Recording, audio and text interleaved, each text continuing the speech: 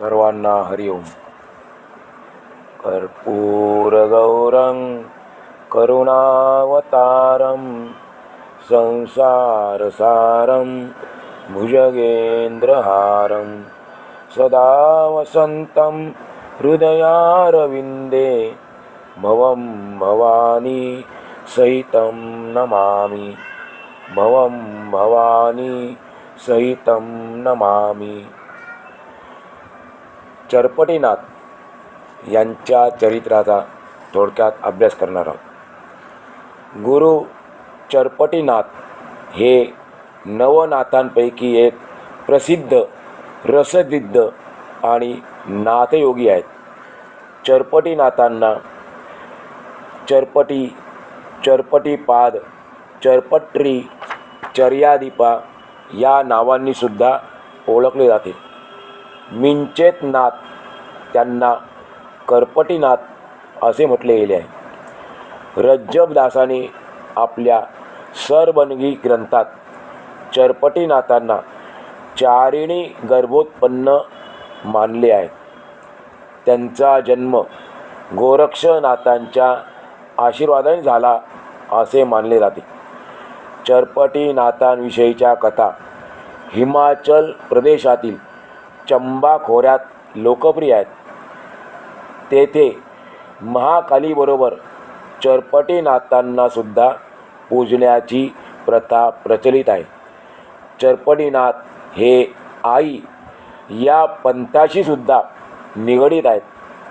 नाथ परंपरेत त्यांचे नाव गोरक्षनाथांचे शिष्य, तर तिबेटी परंपरेत त्यांचे नाव मिनापाचे गुरु म्हणून घेतले जाते. रससिद्धांच्या सूचीमध्ये चरपटीनाथांचे नाव प्रामुख्याने आढळते. आपल्या महाराष्ट्रात नवनाथांमध्ये त्यांचे नाव अत्यंत आदराने घेतले जाते. नवनाथ भक्तिसार ग्रंथामध्ये त्यांना नवनारायणांपैकी पिप्पलायन नारायणांचा अवतार मानले गेले आहे. त्यांच्याविषयी कथाही या ग्रंथात आलेल्या आहेत.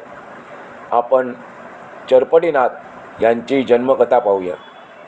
पूर्वी पार्वतीच्या विवाहाच्या वेळी सर्व देव, दानव, हरिहर, ब्रह्मदेव इत्यादी देवगण जमलेले होते. त्यावेळी पार्वतीचे अप्रतिम लावण्य आणि देखणे रूप पाहून ब्रह्मदेवाला काम उत्पन्न झाला. तो त्याच्या आवाक्याबाहेर गेल्याने त्याचे वीर्यपतन झाले. तेव्हा ब्रह्मदेवाला संकोच आणि लज्जा वाटली, म्हणून त्याने ते वीर्य आपल्या टाचेने रगडले. त्यामुळे ते पुष्कळ ठिकाणी पसरले. त्यापैकी एका बाजूला जे गेले त्याचे 60,000 भाग झाले आणि त्यापासून 60 वालखिल्य ऋषी निर्माण झाले. आणि दुसऱ्या बाजूला गेलेला एक भाग तसाच शिल्लक राहिला. तो सेवकाने केर म्हणून झाडून काढला. त्यामध्ये तो भाग निघून गेला.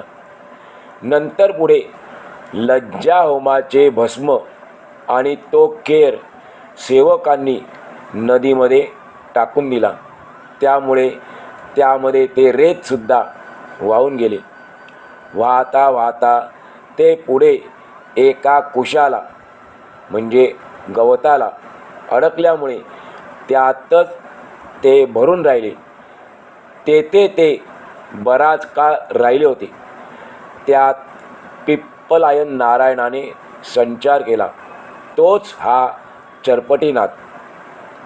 हा मुलगा 9 महिन्यांनी बाहेर पडल्यानंतर स्पष्टपणे दिसू लागला. पुनीत गावात सत्यश्रवा नावाचा एक ब्राह्मण राहत होता. तो वेदशास्त्रामध्ये निपुण होता. स्वभावाने सुशील होता. तो एकदा भागीरथी तीरी दर्भ म्हणजे कुश म्हणजे गवत आणायला गेला असता कुशाच्या बेटात गेला. तेथे त्याने त्या मुलाला पाहिले. 9 महिन्याच्या मुलाला त्याने पाहिले. तो मुलगा सूर्याप्रमाणे तेजस्वी दिसत होता. त्यावेळी सत्यश्रवाच्या मनात त्या मुलाविषयी अनेक प्रकारच्या शंका येऊ लागल्या. हा एवढा तेजपुंज मुलगा कोणाचा असेल बरे? उर्वशी तर आपले मूल या ठिकाणी टाकून गेली नसेल ना? किंवा हा सुंदर मुलगा एखाद्या राजाचा असावा आणि त्याला त्याच्या आईच्या बाजेवरून जलदेवता तर इथे घेऊन आल्या नसतील ना? सत्यश्रवा त्या मुलाकडे सारखा पाहत होता, पण त्याला हात लावीना. त्या मुलाला हात लावण्याची इच्छा होती, पण त्याची हिंमत होत नव्हती. आपण याला घरी येऊन जावे असाही विचार त्याच्या मनात येत होता, पण हा मुलगा कोणाचा आहे हा निर्णय न झाल्यामुळे तो त्या मुलाला उचलून घेईना. काही वेळ विचार करीत तो तेथे तसाच उभा राहिला. मुलगा हात पाय हलवून रडत होता. थोड्याच वेळात पिप्पलायन नारायणाचा अवतार झालेला पाहून देवांनी स्वर्गातून त्या बालकावर पुष्पवृष्टी केली आणि त्याचा जय जयकार करून आजचा दिवस शुभदिन सुदिन मानून कृतकृत्य झालो असे मनातल्या मनात बोलू लागले. देव बालकाच्या अंगावर स्वर्गातून एकसारखी पुष्पवृष्टी करत होते आणि सत्यश्रवा ती फुले बाजूला काढत होता. पण सत्यश्रवाला दिसत नव्हते की पुष्पवृष्टी कोण करताय. त्यामुळे त्याच्या मनात संशय येऊन तो दचकला आणि हा सर्व पिशाच्यांचा खेळ आहे असे समजून दर्भ घ्यायचे सोडून जीवाच्या आकांताने तो पळत सुटला. त्याला पळताना पाहून देव हसू लागले आणि सत्यश्रवा तू पळू नको, उभा राहा असे म्हणू लागले. आणि हे शब्द ऐकून तर तो फार घाबरून गेला आणि धूम पळत सुटला. सत्यश्रवाची भीती घालवून मुलगा त्याच्या स्वाधीन करावा म्हणून देवांनी नारदांना पाठवले. पण नारद ब्राह्मणाच्या वेशात त्याच्या पुढे उभे राहिले, मूळ रूपात आले नाही. त्यांनी ब्राह्मणाचा घेतला आणि सत्यश्रवा पुढे उभे राहिले. सत्यश्रवा भयाने पळत असल्यामुळे धापा टाकीत होता आणि त्याचे प्राण कासावीस झाले होते. तेवढ्यात ब्राह्मण वेशातील नारदांनी त्याला उभे करून घाबरण्याचे आणि धावण्याचे कारण विचारले. तेव्हा त्याने आपल्या मनात आलेले विकल्प, आपल्या मनात आलेल्या शंका नारदांना सांगितल्या.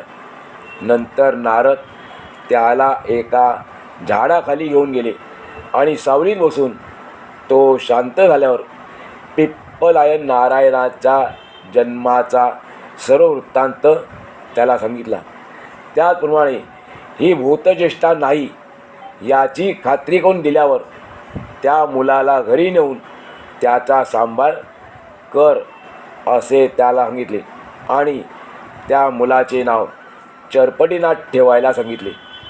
सत्यश्रवा मुलाला घेऊन घरी आल्यावर त्याने ते मूल आपली पत्नी चंद्राला दिले. त्याच्या पत्नी होते चंद्रा. चंद्रा ही परमपतिव्रता होती आणि मोठी धार्मिक होती.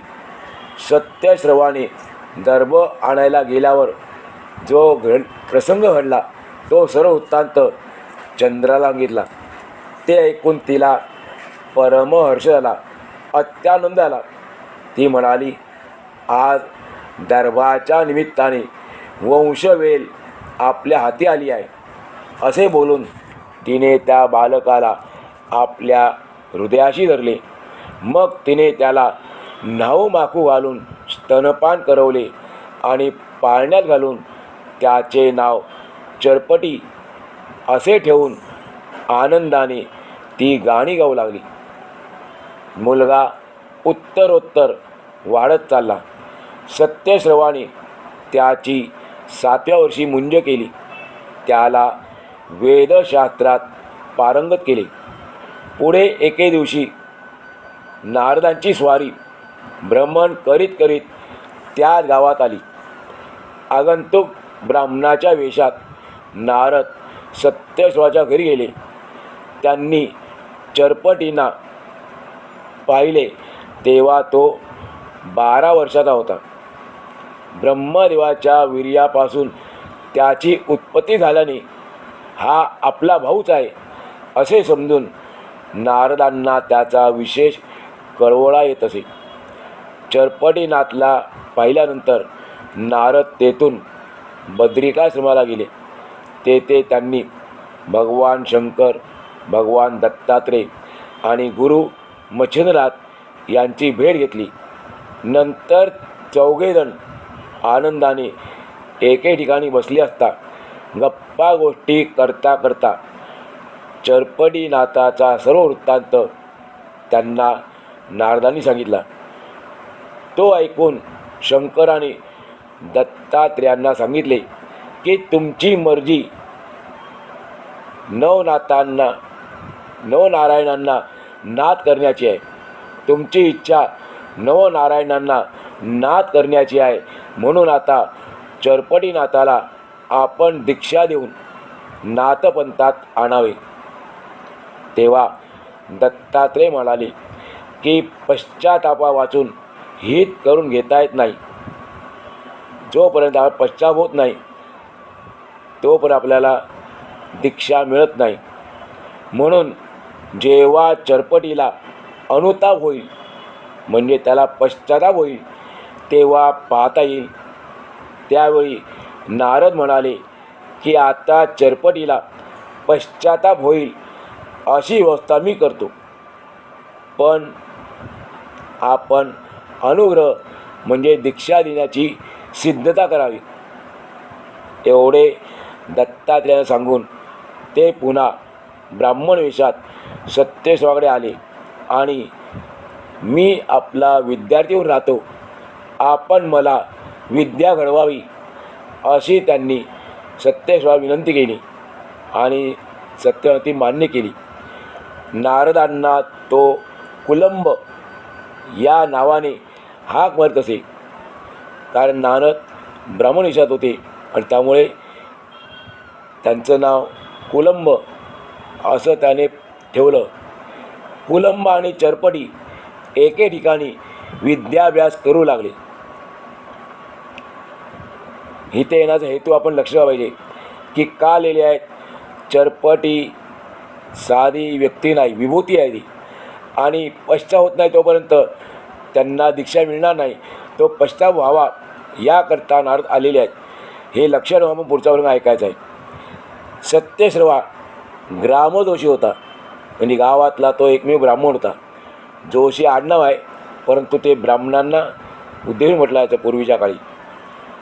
एकदा एका यजमानांकडे ओटी भरण्याचा कार्यक्रम होता, म्हणून त्याने सत्यश्रवाला बोलावले होते. परंतु सत्यश्रवा त्यावेळी स्नानसंध्येत गुंतल्यामुळे त्याने चरपटीला पाठवले आणि सोबत कुलंबाला म्हणजे नारदांना मदतीसाठी दिले. ओटीभरण संस्कार चरपटीने यथाविधी पूर्ण केल्यानंतर यजमानाने त्याला देण्यासाठी दक्षिणा आणली. यावेळी आता आपण काहीतरी कुरापत काढून आणि भांडण करून चरपटीचे संसाराचे मन उडवावे असा विचार नारदांच्या मनात आला आणि त्याप्रमाणे बे टाकून कुलंब चरपटीला म्हणाला, तू ही दीक्षा देतायत यजमान, ती घेऊ नकोस, कारण आपण दोघे विद्यार्थी अजून अज्ञानी आहोत. दक्षिणा किती घ्यायची हे आपल्याला समजत नाही. त्यामुळे यजमान जास्त न देता कमी दक्षिणा देतील, म्हणून तू दक्षिणा न घेता घरी चल.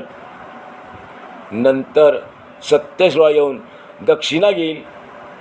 तेव्हा चरपटी म्हणाला कुलंबाला, म्हणजेच नारदांना, मी रिकाम्या हाताने घरी कसा जाऊ? तेव्हा नारद म्हणाले, तू घेतलेली दक्षिणा जर कमी असेल तर तुझे वडील ते कबूल करणार नाहीत. हे ऐकून चरपटी म्हणाला, मी यजमानांकडून पुष्कळ युक्तीने जास्त दक्षिणा काढून घेतो. वाजवीपेक्षा जास्त दक्षिणा घेतल्यानंतर बाबा कशाला रागवतील, उलट मला तर शाबासकी देतील. असे तो बोलत असताना यजमानाने थोडीशी दक्षिणा भिजवून चरपटीच्या हातावर ठेवली. नारदाने अगोदरच कळ लावून दिली होती आणि आपल्याला माहिती आहे की नारदाने विचारलं होतं, नारद म्हणजे काय, कळ लाव्या नारद, असं आपल्याला माहिती आहे. तर नारदाने अगोदर कळ लावली होती चरपटीच्या मनामध्ये आणि त्यात मनाप्रमाणे दक्षिणा मिळाली नाही, म्हणून चरपटीला राग आला. तो यजमानांना म्हणाला, तुम्ही मला ओळखले नाही. हे कार्य कोणते आहे? ब्राह्मण किती योग्यतेचा आहे, त्याच्या योग्यतेला अनुसरून दक्षिणा किती द्यायची याचे तुम्हाला जराही भान नाही आणि ज्ञान तर नाही. चरपटीचे भाषण ऐकून यजमान म्हणाला, हे मुला, ऐकून घे. तुला पुष्कळ दक्षिणा द्यावी खरी, पण यजमानाचे सामर्थ्य नसेल, त्याची कुवत नसेल, क्षमता नसेल जास्त दक्षिणा द्यायची, तर तो काय करील बिचारा? तेव्हा चरपटी म्हणाला की अनुकूलता असेल, सामर्थ्य असेल तरच त्याने असली कार्य करण्यास हात घालावा, नाहीतर अशी कार्य करू नये. अशा तऱ्हेने दक्षिणेवरून दोघांमध्ये खूप बोलाचाली झाली. दक्षिणेसाठी चरपटीच्या यजमानासोबत वाद घालण्याची बातमी नारदाने घरी जाऊन सांगितली सत्यश्रवाला आणि म्हटले की चरपटी विनाकारण तंटा करतो आहे, विनाकारण तो भांडण करतो आहे. त्यामुळे हा यजमान मात्र आता तुमच्या हातातून जाईल. कारण का सत्यश्रवा गावातला एकमेव ब्राह्मण आहे आणि जर भांडत राहिला हा, तर मग ह्याला पुन्हा बोलवणार कोण? म्हणून नारद म्हटले सत्यश्रवाला की तुमचा मुलगा भांडण करतो आहे, तर हा मुलगा त्याच्यामुळे तुमचा या गावातला मान जाईल, तुमची कमाई बुडेल. आज चरपटीने भांडण उकरून तुमचे बरेच नुकसान केले आहे. आपण पडलो याचक. विनंती करून, आर्जव करून, यजमानांना खुश करून आपण त्यांच्यापासून दक्षिणा घेतली पाहिजे. नारदाचे बोलणे ऐकून सत्यश्रवाला खूप राग आला आणि पूजा आटोपून ताबडतोब यजमानाकडे गेला आणि तेथे पाहिले तर खरोखर दोघांची बोलाचाली, यजमान आणि चरपटी यांची बोलाचाली, थोडक्यात भांडण सुरू होते. त्याने समक्ष आपल्या कानांनी ती बोलाचाली ऐकली, डोळ्यांनी पाहिली. त्यामुळे त्याला चरपटीचा भयंकर राग आला आणि यजमानांबरोबर भांडल्याबद्दल खाडकन चरपटीच्या तोंडात मारली. चरपटी अगोदरच रागात होतात, त्यातच बापाने आपल्या मारले आहे म्हणून त्याला अतिशय राग आला आणि तो तेथून पश्चातापाने निघून गावावर असलेल्या भगवतीच्या मंदिरात जाऊन बसला. नारद अंतर्यामी आहेत, त्यामुळे त्यांना हा प्रकार लगेच लक्षात आला आणि त्यांनी दुसऱ्या ब्राह्मणाचे रूप घेतले व ते भगवतीच्या दर्शनाला मंदिरात गेले. नंतर त्यांनी त्याच्याजवळ बसून, चरपटीजवळ बसून विचारले, तुम्ही कोण, कोठे राहता वगैरे त्याची विचारपूस केली. तेव्हा चरपटीने सर्व वृत्तांत त्यांना सांगितला. तो ऐकून ब्राह्मण वेश धारण केलेले नारद म्हणाले, की सत्यश्रवा ब्राह्मणाला वेळ लागले दिसते. अविचाराने त्याने मुलाला मारले आणि हातचे गमावले. त्या मूर्खाची बुद्धी आता चढलेली आहे. त्याला पुन्हा कधीच तुझे तोंड दाखवू नकोस. कोण सांगतं? तो ब्राह्मण. नारदा विचार त्याला ब्राह्मण सांगतो की तू त्याला पुन्हा कधी तोंड दाखवू नको. त्यांचा त्याग करून तू खुशाल अरण्यात जा. त्याप्रमाणे नारदाने सांगतात. पूर्ण पश्चाताप होऊन चरपटीने पुन्हा घरी न जाण्याचा निर्णय घेतला आणि तो ब्राह्मणा म्हणाला नारदांना, तुम्ही माझ्या घरी जाऊन गुपचूप कुलंबाला घेऊन या. सांगतो कोणाला? नारदांना. जे नारदांनी पूर्वी रूप घेतलेलं होतं कुलंबाचं, त्यांना सांगतो की तुम्ही कुलंबाला घेऊन या, माझ्या घरी जा. आम्ही दोघे कुठेतरी अन्य ठिकाणी जाऊन विद्याभ्यास करू, तेथेच राहू. त्यानंतर तो ब्राह्मणरूपी नारद कुलंबाला आणण्यासाठी उठून बाहेर गेला. आणि वेगळं आणायचं नव्हतं, तो स्वतःच कुलंब होता. थोड्याच वेळात कुलंबाचा वेश घेऊन आला. नंतर आता सत्यराज न राहता आपण दुसरीकडे अन्यत्र जाऊन विद्याभ्यास करूया, असा कुलंबाचाही अभिप्राय पडला. मग ते दोघेजण चरपटी आणि कुलंब एके ठिकाणी राहण्याचा त्यांनी निर्णय घेतला आणि तेथून ते निघाले. एकमताने त्यांनी निर्णय घेतला की आपण आता इथे राहायचं नाही आणि ते निघून गेले. ते बरेच लांब गेल्यानंतर कुलंब म्हणाला की आता आपण प्रथम बद्रिकाश्रमाला जाऊया आणि बद्री केदारचे दर्शन घेऊन मग काशीला जाऊन तेथे विद्याभ्यास करूया. कुलंबाला हा विचार सांगितला कुलंबाने. तो चरपटीला मान्य आला. मग ते दोघेजण बद्रिकाश्रमाला गेले. तेथे देवालयात जाऊन त्यांनी बद्री केदारला नमस्कार केला. इतक्यात दत्तात्रेय आणि मच्छिंद्रनाथ तेथे प्रकट झाले. कुलंबाने दत्तात्रेयांच्या पाया पडून मच्छिंद्रनाथांना नमस्कार केला. चरपटीसुद्धा दोघांच्या पाया पडला. त्याने कुलंबाला विचारले, हे दोघे कोण आहेत? चरपटी विचारले कुलंबाला, हे दोघे कोण आहेत? तेव्हा कुलंबाने त्यांची नावे सांगितली आणि स्वतःकडे हात करून तो म्हणाला चरपटीला, या देहाला नारद म्हणतात. म्हणजे आता नारदाने खरी ओळखून दिली आपली चरपटीला. या देहाला नारद म्हणतात. तुझे कार्य करण्यासाठी मी कुलंबाचा वेश घेतला होता. हे ऐकून चरपटी नारदांच्या पाया पडून दर्शन देण्यासाठी विनंती करू लागला. तेव्हा नारद म्हणाले की आम्ही तिघे तुला प्रकट दर्शन देऊ. आम्ही तिघे तुला प्रकट दर्शन देऊ, पण गुरुकृपेशिवाय आम्ही तुला दिसणार नाही.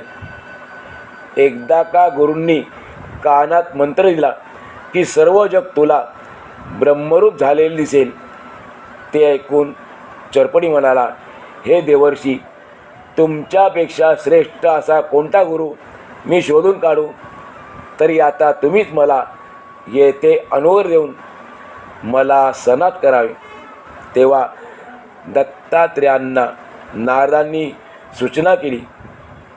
मग दत्तात्रेयांनी चरपटीच्या मस्तकावर हात ठेवला आणि त्याच्या कानात मंत्र सांगितला.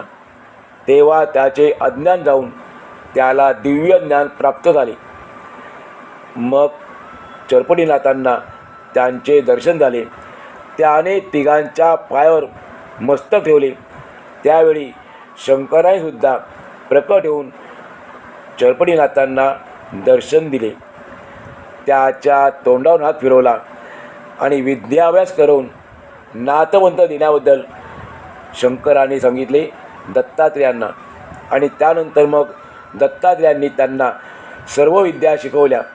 संपूर्ण अस्त्रविद्येत वाकबगार केले आणि नंतर तपश्चर्या बसवली. सर्व देवांनी येऊन चरपटनाथांना आशीर्वाद दिले. नंतर श्री दत्तात्रेय गिरनार पर्वतावर गेले. चरपटीनाथ तिथून पुढे निघाले तीर्थयात्रेसाठी. त्यांनी रामेश्वर, गोकर्ण महाबळेश्वर, जगन्नाथपुरी, हरिहरेश्वर, काशी इत्यादी ठिकाणी पुष्कळ तीर्थे केली. त्यांना पुष्कळ शिष्य परिवार लाभला. त्यातून सिद्धकला जाणणारे 9 शिष्य उदयाला आले.